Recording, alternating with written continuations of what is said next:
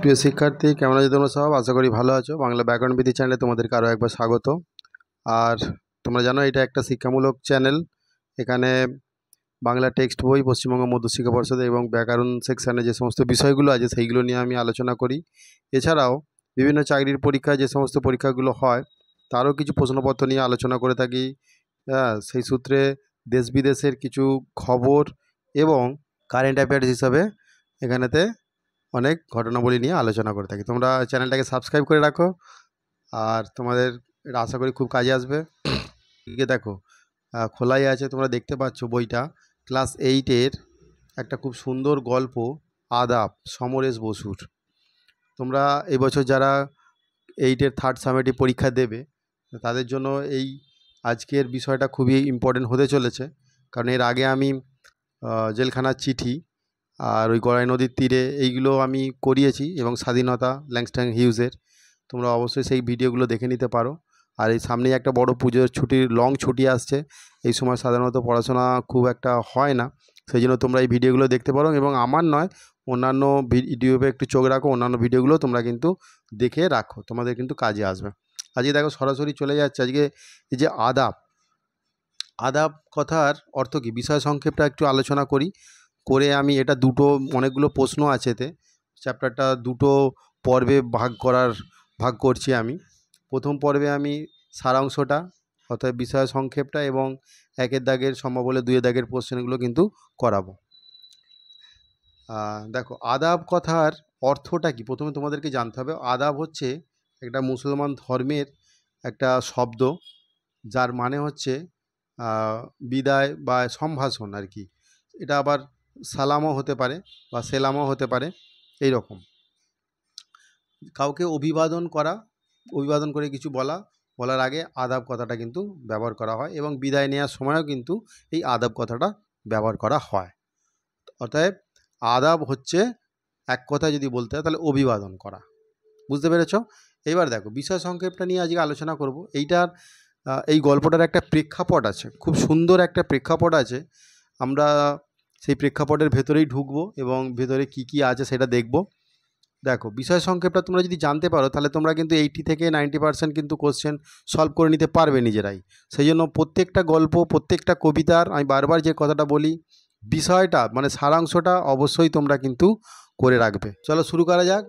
এখানে খুব সুন্দর গল্প বলতে, যখন ভারতবর্ষ স্বাধীন হয় তোমরা জানো 1947 সালে, তার ঠিক আগের মুহূর্তে একটা সামাজিক এবং রাজনৈতিক বিশৃঙ্খলা সৃষ্টি হয়। বিশৃঙ্খলাটা কাদেরকে নিয়ে? দুই জাতিকে নিয়ে। সেই দুই জাতি হলো হিন্দু এবং মুসলমান। অর্থাৎ জাতির ভিত্তিতে এই ভারতবর্ষটাকে ভেঙে দুটো দেশ করা হয়েছিল, একটা হচ্ছে পাকিস্তান আর একটা হচ্ছে ভারতবর্ষ। তো এই প্রেক্ষাপটেই রক্তক্ষয়ী একটা দাঙ্গা লেগে গিয়েছিল। পাকিস্তানের মধ্যে যে সমস্ত হিন্দু পড়ে সেইগুলোকে ভারতে পাঠানো হয়েছিল, এবং জোর জবরদস্তি করে, মারধর করে, অত্যাচার করে, হ্যাঁ, এইরকম একটা প্রেক্ষাপট তৈরি হয়েছিল। এবং হিন্দু মুসলমানদের মধ্যে একটা কিন্তু দাঙ্গা সেই সময় লেগেছিল। দ্বিজাতি তত্ত্বের মানে স্বাধীনতার পূর্বে এই দ্বিজাতি তত্ত্বের ভিত্তিতে কিন্তু সমগ্র ভারতে একটা রক্তক্ষয়ী দাঙ্গা শুরু হয়েছিল। আর সেইটা পুরো ভারতবর্ষব্যাপী জুড়ে, এবং তার আঁচও কিন্তু কলকাতায় পড়েছিল। সেরকমই একটা গল্প, একটা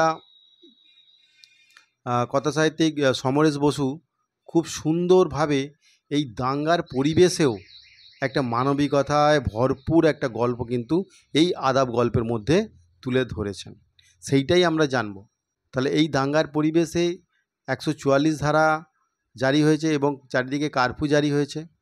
হ্যাঁ, আর এই সময় বিশেষ কিছু শ্রেণীর মানুষ আছে, তাদের স্বভাব, তাদের যে চিরাচরিত যে স্বভাব, তারা স্বার্থসিদ্ধি করার জন্য অনেক কিছু কাজ করে থাকে, অসামাজিক কাজ করে থাকে এই দাঙ্গার পরিবেশে। যেমন গুপ্তঘাতক কিছু থাকতে পারে, কেউ শত্রুমিত্র থাকতে পারে, এই সুযোগে তারা সেই সুযোগটা নেওয়ার চেষ্টা করবে। এবং লুটেরা যেটাকে বলা হয়, হ্যাঁ, এই দাঙ্গার আবহাওয়াতে কিছু লুটেরা আছে, লুটেরা ব্যক্তি, তারাও কিন্তু ওই দোকানপাট, ঘর বাড়ি এরকম লুট করার ধান্দাতে কিছু থাকে। তো এরাও কিন্তু ওই দাঙ্গার সময় কিন্তু সুযোগ নেওয়ার চেষ্টা করে। ওরা ওত পেতে বসে থাকে, চারিদিকে আগুন জ্বলছে, তারই মধ্যে ওরাও সেই ঢুকে গিয়ে দাঙ্গা লাগিয়ে দিয়ে চেষ্টা করে আর নিজেদের স্বার্থসিদ্ধি করে নেয়, নিজেদের ফায়দা তুলে নেয়। চারিদিকের পরিবেশটা এমনই, চারিদিকে মৃত্যুর একটা ধ্বনি শোনা যাচ্ছে চারিদিকে। হ্যাঁ, সৈন্যদের দাপাদাপি, অর্থাৎ সৈন্যদের যে বুটের আওয়াজ, সেই বুটের আওয়াজ খটখট করে চারিদিকে শব্দ শোনা যাচ্ছে। ওই বুটের আওয়াজের মধ্যে দিয়ে যেন বুকটা সেই ঢিপ ঢিপ করে ওঠে, এবং গুলির শব্দ। হ্যাঁ, এইরকম একটা পরিবেশ চারিদিকে, নির্জন, নিস্তব্ধ, চারিদিক শুনশান।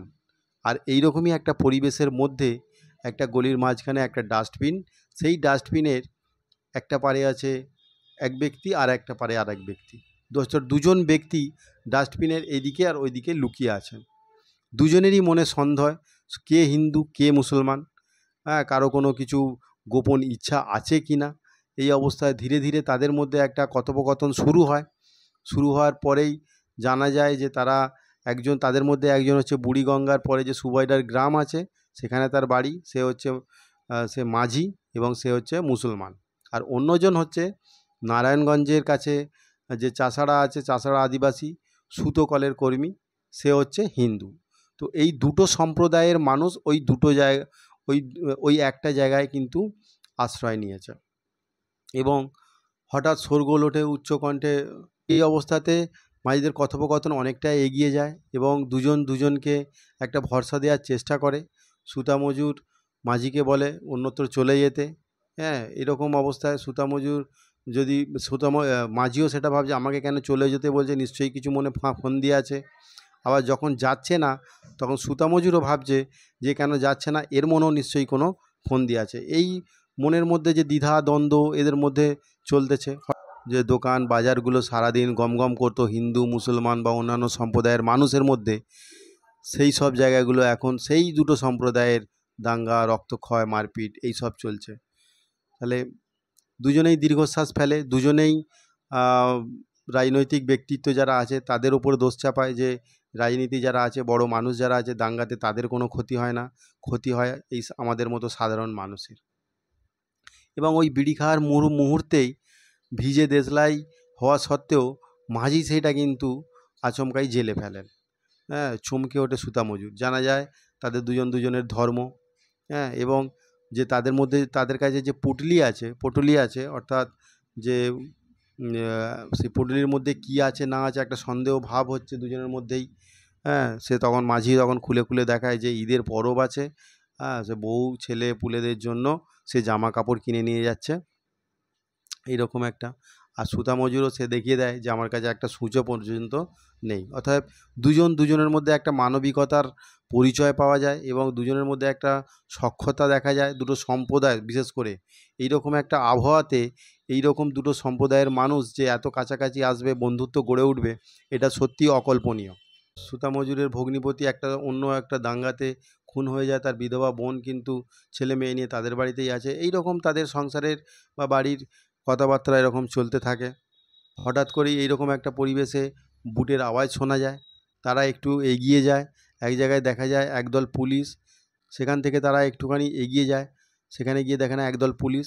সেটা হচ্ছে ইসলামপুর ফাঁড়ি। তার বাঁদিক দিকে যে গলিটা আছে, সেই বাদামতলার ঘাট, এইখান দিয়েই হচ্ছে ওই মাঝি কিন্তু যাওয়ার একটা রাস্তা পাবে, এবং সেখানে ঘাটে পৌঁছাতে পারলে ঘাট পেরিয়ে সে তার বাড়িতে পৌঁছে যাবে। এইরকম একটা সে সিদ্ধান্ত নিয়েছিল। শেষ পর্যন্ত সুতা মজুর তাকে বারণ করেছিল যে তুমি এই দাঙ্গার মধ্যে যেও না ওইদিকে, কারণ সবসময় পুলিশ কাউকে বাইরে তো দেখলেই গুলি করে দিচ্ছে, বা এরকম পরিস্থিতি একটা বাইরে আছে, ভয়ঙ্কর পরিস্থিতি, তুমি এর মধ্যে যেও না। তো সেও অনেক দিন ধরে বাড়ি ছাড়া ছিল, হচ্ছে মাঝি। সে ওই 7-8 দিন পর বাড়ির দিকে ফিরে যাচ্ছে, কিন্তু তার সুতা মজুরের কথা কিন্তু সে শোনেনি, মোটেও শোনেনি, এবং সে তার গন্তব্যস্থলের দিকে পা বাড়িয়েছিল। এবং কিছুটা যাওয়ার পরেই গল্পের যে শেষ পরিণতিটা এইরকমভাবে হয়েছে, কিছুটা যাওয়ার পরেই একটা গুলির শব্দ, এবং এই গুলির শব্দের মধ্যে দিয়ে কিন্তু গল্পের জবনিকা টানা হয়। কারণ সেই গুলির শব্দই প্রমাণ করে দেয় যে এই দুজনের মধ্যে যে মানবিকতা ছিল, সেই মানবিকতা ওই গুলির শব্দে কিন্তু ভুলুণ্ঠিত হলো, অর্থাৎ মাটিতে পড়ে গেল। এইরকম একটা কিন্তু গল্প, খুব সুন্দর একটা গল্প। এর মধ্যে তিনি এইটাই বলতে চেয়েছেন যে মানুষ তো মানুষই হয়, হ্যাঁ, মানুষের কোনো জাত নেই, কোনো ভেদাভেদ নেই, দুজনের মধ্যে যে সম্পর্ক সেইটা খুব সুন্দর করে তুলে ধরেছেন এই ক্ষণিকের সম্পর্ক।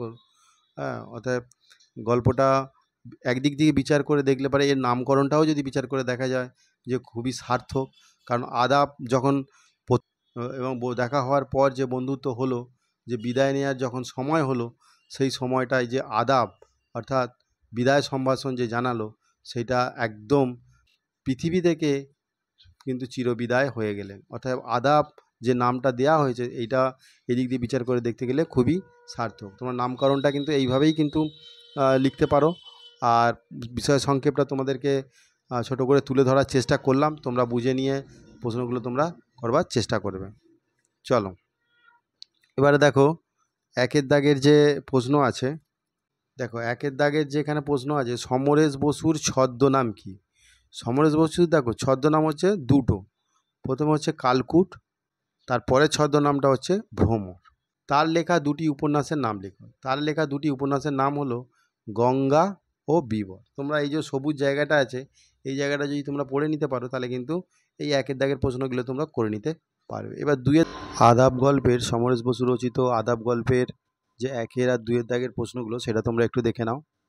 প্রথমে একের এক এবং একের দুই যে দুটো প্রশ্ন থাকে সব গল্পের ক্ষেত্রে, সবুজ মতো যে একটা জীবনী দেয়া থাকে, সবুজ মতো যে একটা জীবনী দেয়া থাকে, সেইখানেই কিন্তু এই উত্তরগুলো পেয়ে যাবে। যেমন সমরেশ বসুর ছদ্মনাম কি? সমরেশ বসুর ছদ্মনাম হলো কালকুট এবং অন্য একটি ছদ্মনাম হলো ভ্রমর। তোমরা এইভাবে লিখবে। তার লেখা দুটি উপন্যাসের নাম লেখো। তার লেখা দুটি উপন্যাসের নাম হলো গঙ্গা ও বিবর। এখানে আরও অনেকগুলো উপন্যাস আছে, তোমরা যে কোনো দুটো লিখতে পারো।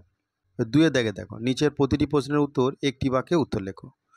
কোন সময় পর্বের কথা বলেছে, মানে গল্পটা কোন সময় পর্বের অ্যাকচুয়ালি কাহিনী সেইটা বলতে চেয়েছে। তোমরা এইভাবে লিখতে পারো, ব্রিটিশ শাসনের শেষ দিকে অর্থাৎ ভারতের প্রাক স্বাধীনতা পর্বে 1946 খ্রিস্টাব্দের সময়ের যে দাঙ্গা বিধ্বস্ত বাংলার কথা, সেই বাংলার কথাই এখানে, সেই সময়ের কথাই এখানে বলা হয়েছে। ডাস্টবিনের দুই পাশে দুটি প্রাণীর পরিচয় দাও। তোমরা গল্পটা পড়ে থাকলে অবশ্যই জানবে এবং সারাংশটা তোমরা যদি জেনে থাকো তাহলে অবশ্যই জানবে। দেখো, ডাস্টবিনের দুই পাশে একজন মুসলমান, সে নায়ের মাঝি, এবং অন্যজন হচ্ছে হিন্দু, সে হচ্ছে সুতাকলের কর্মী। এই হচ্ছে দুজন। ওইটার মধ্যে কি আছে? বক্তা কিসের প্রতি ইঙ্গিত করছে? বক্তা মাঝির বগলে থাকা যে পুটলিটা আছে সেইটার প্রতি ইঙ্গিত করছে। 2-4, গল্পে কোন নদীর প্রসঙ্গ রয়েছে? গল্পে বাংলাদেশের বুড়িগঙ্গা নদীর প্রসঙ্গ রয়েছে। 2-5, সুতামজুরের ঠোঁটের কোণে একটু হাসি ফুটে উঠল, তার এই হাসির কারণ কি? উত্তরটা হবে দেখো, নায়ের মাঝির সঙ্গে তার বিবিজানের সাক্ষাৎ লাভের যে সম্ভাব্য একটি কথা কল্পনা করেছেন, সেই কথাটা ভেবেই সুতামজুরের ঠোঁটের কোণে হাসি ফুটে উঠেছিল। তাহলে তোমাদের একের এবং দুইয়ের দাগের প্রশ্নগুলো আমি করিয়ে দিলাম, এবং বাকি 2 নম্বর পর্ব যেটা আসবে সেইটাতে কিন্তু বাকি সমস্ত প্রশ্নের উত্তরগুলো কিন্তু থাকবে, তোমরা অবশ্যই সেটা দেখো। আর চলো আজকের ভিডিওটা এই পর্যন্ত। থ্যাংক ইউ, ভালো থেকো সবাই। পরবর্তী ভিডিওতে আবার দেখা হচ্ছে।